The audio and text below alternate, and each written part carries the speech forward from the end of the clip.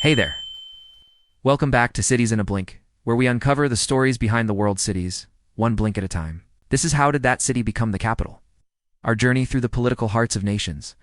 Today, we will explore how Prague became the capital city of the Czech Republic. Prague's story begins with a river and a ridge. Power belongs to whoever controls the crossing. The Vltava River curves through a landscape of defensible hills, and that geography made Prague more than beautiful. It made it strategic. Whoever held these heights could command trade, movement, and the political future of Bohemia. In the early Middle Ages, this wasn't inevitable. Central Europe had many rising towns, but Prague had two advantages that quietly stacked over time: a natural fortress site at the river bend, and a dynasty that understood how to turn geography into state power. That dynasty was the Přemyslids. In the 9th century, they anchored their authority on Prague Castle hill, building a fortified seat that watched the river below. Settlements grew on both sides of the Vltava. The castle became the symbol of rule. The old town became the engine of trade. The city was assembling a pattern that capitals often share: political control and economic energy in one place. By the 10th and 11th centuries, Prague had emerged as the center of Bohemia, first a duchy, then a kingdom. Its role wasn't just administrative, it was identity-forming. Prague wasn't merely where rulers lived. It became where the Czech lands were imagined as a coherent political space. Then came Prague's transformation from regional capital to European heavyweight. The decisive leap arrived in the 14th century under Charles IV, King of Bohemia, and later Holy Roman Emperor. Charles didn't just rule from Prague, designed Prague to be imperial. He founded Charles University in 1348, the first university in Central Europe, turning the city into an intellectual magnet. He built and strengthened the city's infrastructure, including the iconic bridge that still bears his name, and he expanded Prague by creating the new town, a bold urban project meant to match the scale of imperial ambition. For a moment, Prague wasn't just a capital of Bohemia, it was one of Europe's most important cities. But Prague's status was never a straight-line rise. It was repeatedly tested by religion, empire, and revolutions. In the 15th century, reformist pressure exploded into the Hussite movement, shaking the political and spiritual foundations of the region. Prague became a stage for the struggle between old authority and new ideas. This conflict left a lasting imprint on the city's identity, one that leaned toward resistance, reform, and national self-definition. Later, the Habsburgs absorbed Bohemia into a larger monarchy.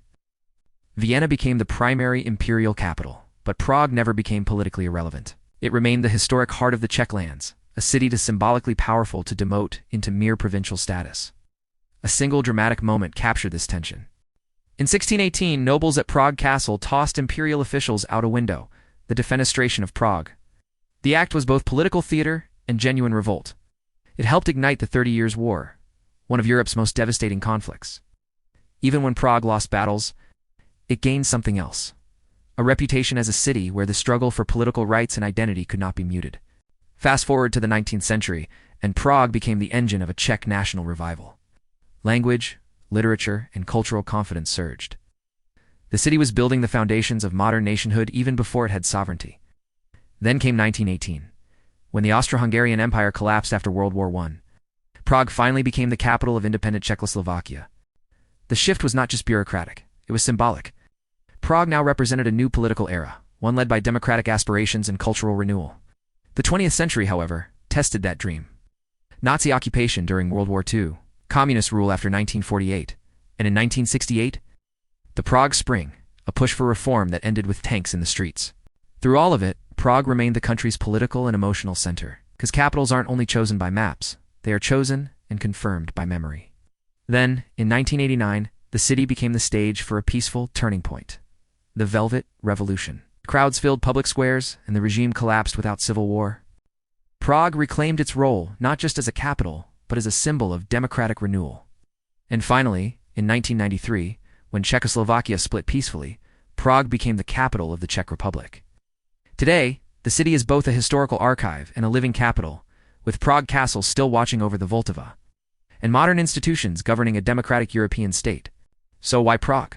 Other Czech cities matter: Brno, Ostrava, Plzeň, but only Prague combined strategic geography, early dynastic centralization, imperial prestige under Charles IV, and a powerful legacy of resistance and national revival. Its capital status didn't rest on one decision. It was reinforced by centuries of political gravity, cultural leadership, and historical symbolism.